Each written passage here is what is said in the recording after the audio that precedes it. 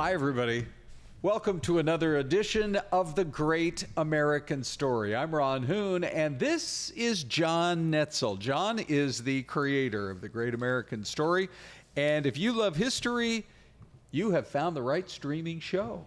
We're just a couple of guys who love history. We love sitting around talking about it.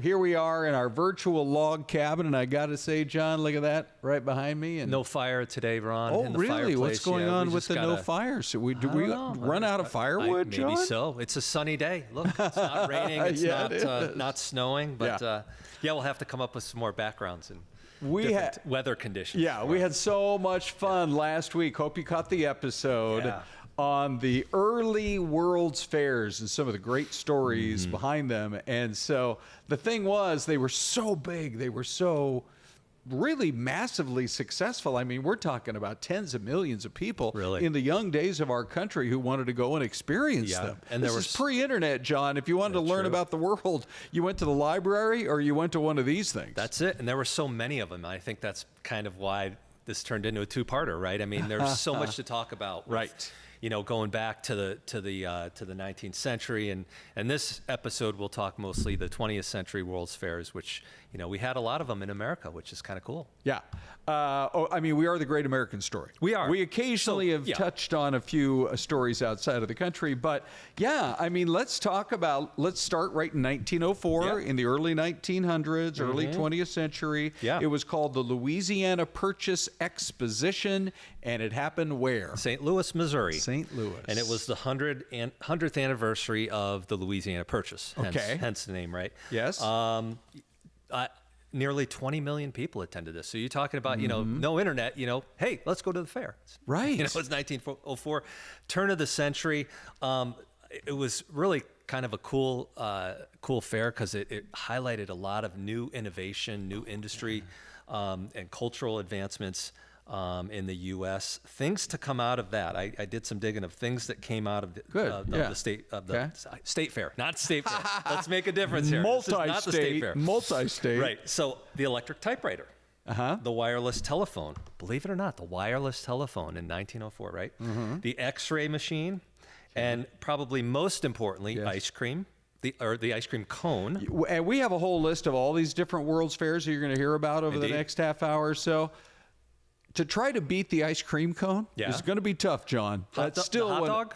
It's good. Okay, and iced tea. But I love pulling into the drive-through here. We tape our shows in Phoenix. It's warm, in case you've never heard it here during the summer months. A nice ice cream cone. Nice ice cream cone. Thank you, 1904. It still tastes good 120 plus years later. And my understanding was they had run out of something, so they took like a waffle and they rolled it.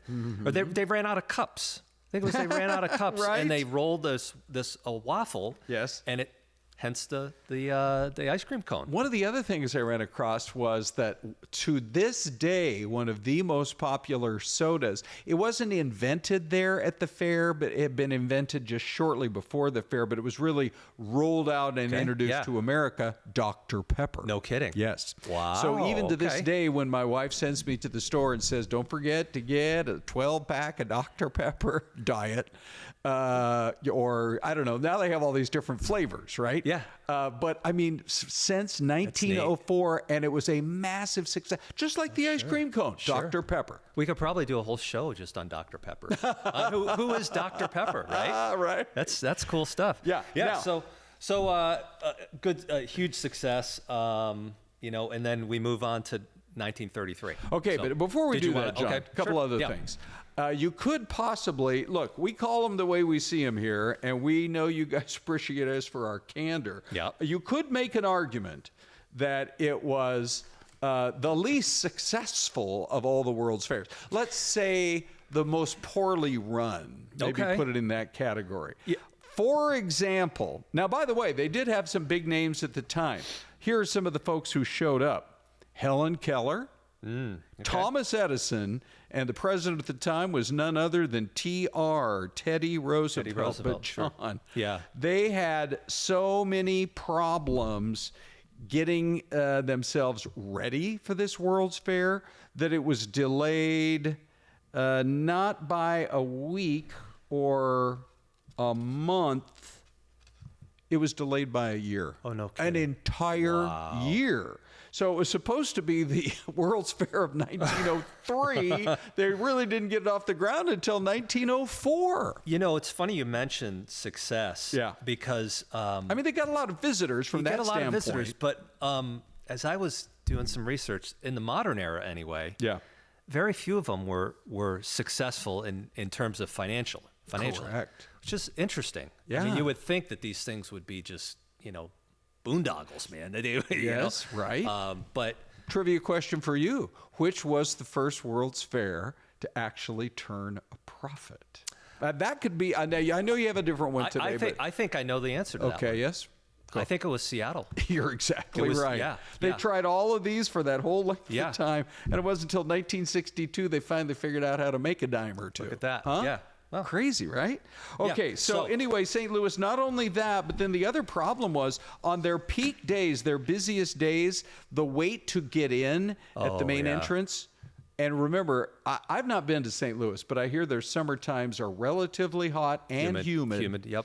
And you had waits as long as 3 to 4 hours just to get in. Yeah.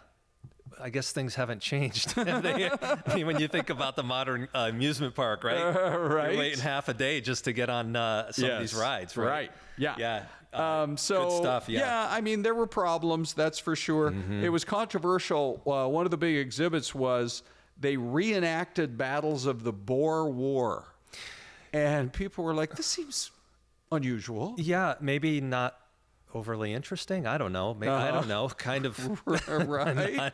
Yeah. It seems a little obscure. They also, I don't know. Who knows? And the other thing, John, they had the riots over the bullfighting. Did you hear about that? I didn't. Yeah. No. So let me make sure I've got this correct. But there was a bullfight that got somebody took it to court. I'm not sure where exactly, but the judge canceled it by a court order.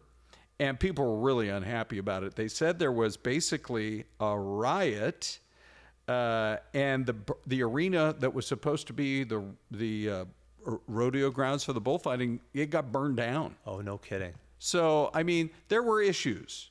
Yeah, in St. Louis. You definitely, that's one thing that I realized going through all of these World's Fairs. There were issues at a lot of these. Yeah. I mean, as there would be with any huge event. Yeah, true. One good thing is they have the park to this day that is still sort of the legacy of it in downtown St. Louis, and people are really proud of the park there. So that's a huge It's plus. cool how stuff remains. Yes, and right. a lot of things have remained from a lot of these World's Fairs even till today. Yeah. Well, let's move on to 33, the World's Fair in Chicago, because our friends at Movie Tone, once again, coming through with a little newsreel about the 1933 Chicago World's Fair called the Century of Progress International Exposition. Let's take a look.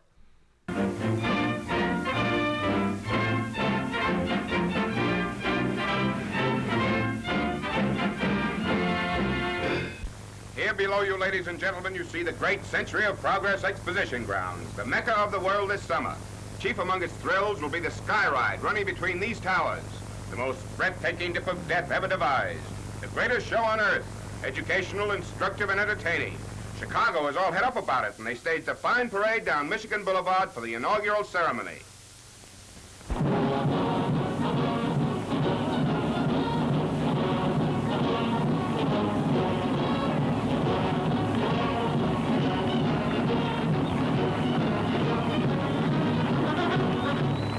In a second, Postmaster General Farley will open the show. I congratulate Chicago and its guests and wish the exposition unbounded success. Success is a show, but more success in helping to bring about a binding friendship among the nations of the earth. Such is President Roosevelt's message to you all. Thank you very much.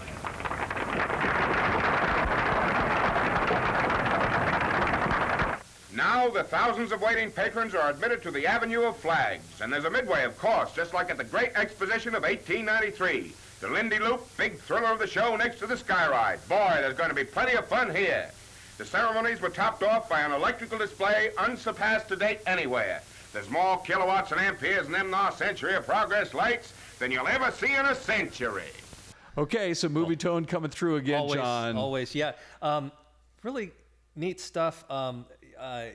You know, the 33 World's Fair, if you think about it, it was happening during the Great Depression.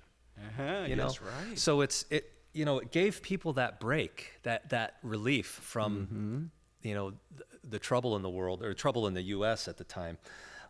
You know, there was some nice innovation there. General Motors had a big part of that. There was a sky ride, early television technology, and a talking robot debuted at the 1933 World's Fair. I want to move to 1939 because I want to move through these because there's so many of them. Right. But 1939. So now we're 6 years later, New York. And this proved how epic. I mean, some of the creation, some of the art, just some of the design there was amazing, right? It's called the Trilon and the Perisphere. So Okay. We're going to put up pictures of them so you know. Yes, right, sure. Iconic symbols like these really cool architectural things that they would build. Big things came out of 1939: nylon stockings, color film, fluorescent lighting, air conditioning, early computer technology, and for you and me, television. Yes. FDR, we talked about this last week. FDR opened up the World's Fair in New York. So that was the World of Tomorrow was their theme. And that was kind of neat too. All these fairs had themes. Yes. And this was the World of Tomorrow. And as we'll see, even, you know, as we get further into the 20th century, they all had, you know, we had the space theme in Seattle, and kind of neat. But I think, you know, just considering the sort of the Art Deco of that age, as much as any of these World Fairs, that's one I would love to have attended. Oh yeah. Just the images are incredible. Yeah. I think. I got a great trivia question for you, my Good, friend. let's go. So we talked about this last week. The 1964 New York World's Fair, though a huge event, was the first one to be unofficially unsanctioned. Remember, we talked about that. All right, yeah. By the Bureau of International Expositions. Which is its own controversy. Right, the governing body for the World's Fair. Sure. Why was it unsanctioned? Okay. So A, the fair's theme of peace through understanding was deemed too controversial during the height of the Cold War. B, New York had hosted a previous World Fair less than 25 years earlier, violating a BIE rule. Or C, the fair's organizers refused to invite certain countries that were members of the BIE. All right, so we invite you to play along at home. I'm going to give you my guess. And they always say, when you don't know for sure, take C, but I'm taking B. Taking B, okay. And we will be back with the answer and more right after this.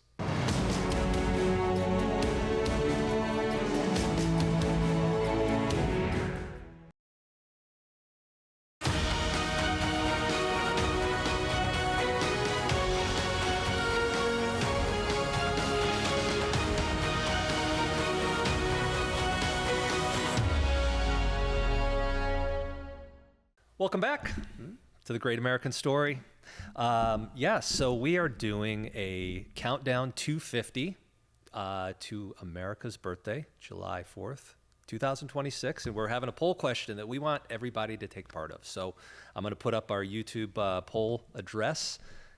Take a look. It's really cool. We put up new poll questions each episode. Yeah.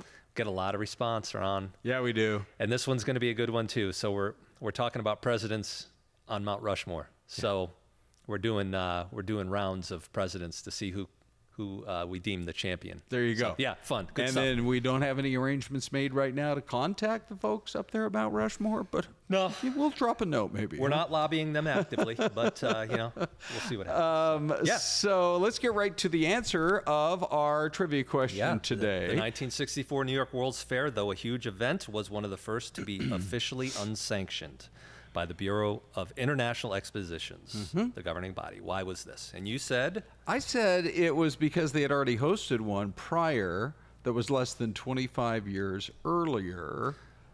Did I get it correct? You got it right. Oh. Yeah, you got it right. I mean, Okay. I thought about this, and I was like, really, either all of them could be possible. But yeah, so the 1939 New York World's Fair was a universal exposition, and the BIE rules prohibited another universal exposition in the same country for at least 25 years. Yeah. So because 1964 was planned for only 24 years after the previous one, the BIE refused to sanction it. So, But they went ahead with it anyway. you know, it's interesting. So that wrapped up, the New York World Fair wrapped up in 1940, and we did not have another one. Correct. Until, of course, we had to go through the war years. Yes. And then it was just sort of boom times in America. Maybe people lost track of the World's Fairs, but Seattle came along. It did. Your neck of the woods. And I still, to this day, as a little kid, remember the first time my dad drove the car around a corner. We were in Seattle to visit my Aunt Elsie. And all of a sudden, there it was. It's one of those rare moments in your childhood that I was, I don't know, very young. And just to see the Space Needle in person was really... And to this day, John, as much as Seattle, is sort of accomplished as a city, all the things it's known for, it's still the iconic image of Seattle as the Space Needle. And that was built for the World's Fair, right? I mean, that was, wow. And really neat. The interesting thing about building that is I've got a couple of stats about it right here because it really was a success. They built it for the amount of money that they thought they could, which was $4 million. Wow. You can't hardly build anything in this country. You might be able to lay part of a sidewalk for that, but there are houses all over Seattle for $4 million. No doubt. Yeah. Right. So they completed it in a little over a year, 400 days. Wow. And they built it for $4.5 million. By the way, at 605 feet tall, it was the tallest structure west of the Mississippi at the time. But here's the interesting thing. It had 5 lands. Now, this was in 1962. Right. So it almost feels like it was Seattle's version of Disneyland. Oh, with the 5. So they had... Oh, I see. Well, they called them worlds. So they had the world of science. Sure. They had the world of tomorrow, which was interesting. You could take 100 visitors at a time and ride what they called the Bubbleator into these glass sort of cubes that would show you the future with a house of tomorrow, with gyrocopters that would be zipping you around like you were George Jetson on his way to work. And then they showed you the office of tomorrow saying, imagine, if you will, not a 40-hour work week, a work week more like somewhere between 20 and 30 hours a week. Yes, imagine that. With an unbelievable salary of $12,000 a year. So they had the world of commerce and industry, which actually to me sounds like it was a precursor to Epcot. By the way, Walt Disney was known to have traveled to Seattle to see this World's Fair, and I'm not going to be shocked if his Epcot idea came from they had exhibits from Canada and India and Japan and China and Sweden, France, and many other nations as well. Sounds kind of Epcot-y to me, Very right? Epcot-y. And Walt Disney, his fingerprints were all over the World's Fair. Yeah. It's a Small World debuted in 1964 at the New York World's Fair. Yeah, that's where it came from. And it was moved to, he had other things that were moved to Disneyland. There's a great movie tone clip we got to show about Seattle. It's really cool. It's got JFK starting the World's Fair by pressing the button here. So let's take a look at that.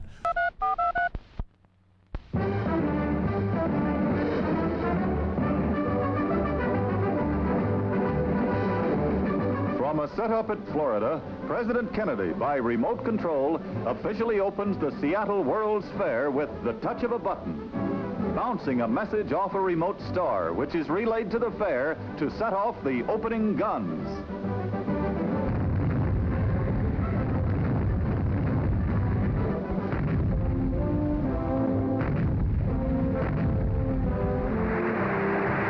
President's message, "Let the fair begin," sets the machinery of the exposition's thematic Space Needle operating. It's a 300-foot pillar topped by a restaurant that's the center of acres of exhibitions assembled from all over the world. The expectant multitude that waited the opening is now admitted. A vanguard of millions to come, it streams into the spacious wonderland. Cable cars will afford visitors a bird's-eye view of the grounds that features the beautiful International Fountain. Built at a cost of $4 million, a monorail line runs from the center of the Washington state metropolis to the fairgrounds. There's next century excitement for every visitor, from the heart of town to the heart of the fair, through the enchantments, of which there's a water course for some thrilling speedboating. Okay, Ron, I have a question for you. Yeah. So one of the things to come out of the World's Fair in Seattle was the U.S. Science Pavilion, which became the Pacific Science Center. Yeah. Have you been to the Pacific Science Center? I have, if you can believe it. I've walked around. I've seen it from the outside, but I've not been inside. I have been to that crazy, wild structure that's like right next door to it now. They used to call it the Experience Music Project. Paul Allen, who loved rock and roll, it's like a sci-fi dream of the Rock and Roll Museum or something. It's really pretty wild. And of course, I've been up the Space Needle a few times. Yeah, I thought it was really cool because they had a replica of the Mercury space capsule that carried John Glenn into orbit in there. There is a backstory to that because the Soviet Union was in the real space race with us at the time. And the second man, as we all well know, we were, the space race was going on, but there was a Soviet cosmonaut who showed up just to view it. His name was Titov. He was the second man to orbit the Earth. When the U.S. found out about that, they said, we're not going to be undone. He showed up. He had a bunch of KGB agents surrounding him. And we, the U.S., made sure that John Glenn himself was going to be up there at the fair. Oh, no kidding. Just because all of a sudden this happens. I love that. That's great. Yeah, Man in the Space Age was the theme of that fair. So, yeah, right. Yeah. You want to move to 64? I do. Just a couple more stories real quick here. So it was interesting. They had the 5 lands. They had the world of art. Yeah. They had Rembrandts and Michelangelos and Renoirs. They had the world of entertainment, and those were the 5 worlds. However, there was a thing called Show Street, which was tucked in the corner that was more adult entertainment, shall we say. Okay. And reportedly, there was a short-lived exhibit called The Girls of the Galaxy, where young women pose naked for visitors with cameras. But it was shut down almost immediately. When I read about this, I thought, did they not run everything past, some boss or something? We didn't have like TVMA ratings, but it's funny because even back in which one was it? It was 33. Yeah. There was a little bit of controversy with the Sally Rand fan dance. Okay. It's a little burlesque, little racy thing. Yeah. Controversial for its time. So they're not without controversy. No, I mean, they were appealing to all different demographics. I guess so, right? But, on the other hand, they had so many of the superstars of the 60s, from Sammy Davis Jr. Elvis went up there to film a movie. Oh, yeah, sure. And folks went crazy. Oh, these were big. I mean, Johnny Carson was cited at one of these World's Fairs. I mean, they had all the stars. And this one, John Wayne, Jack Lemmon, Bobby Kennedy and his wife Ethel, the Mormon Tabernacle Choir, Carol Channing, Richard Nixon, Walt Disney, even Lassie. How about that? Showed up at that one. Wow. Yeah. All right. Well, 64 was again in New York, right? Yes. Yep. So Peace Through Understanding was that one. This was the unsanctioned one. They said, we're going to do it anyway, and they blew it out, and it was a huge event. And, the Unisphere, that big globe, which still stands today, is the big thing from there.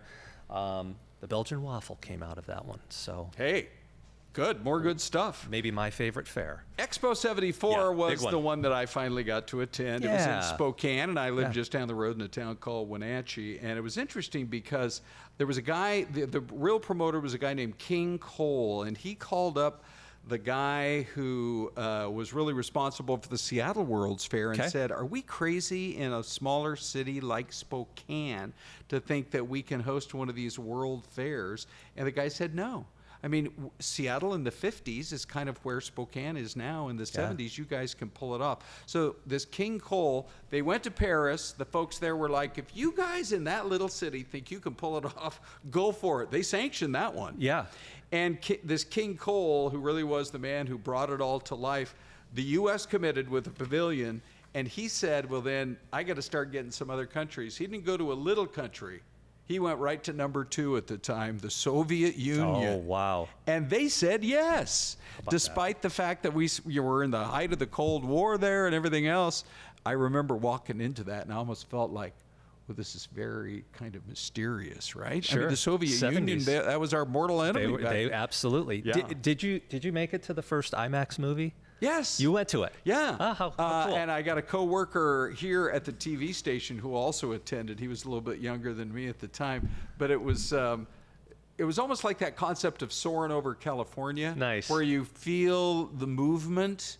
And a lot of people walked out of that like, holy cow, I feel like motion sickness, because that's the way it was. Anyway, they did pull it off. People said they were crazy that they could come up with their projection of 5 million people at the Spokane World's Fair. And when they finally added it up, John, on that final day, it was 5 million. 5.6. Yes. Right? And they pulled it off in Spokane. To this day, these pictures that you see right here, I walked around just a couple of years ago. It's one of the most beautiful downtowns. Thank you, Expo. It put Spokane on the map, right? Yeah, it really did. Yeah. Cool. I guess we got to wrap up. I John. know, man. We could talk Here we are. more, but we're out of time. See you next time.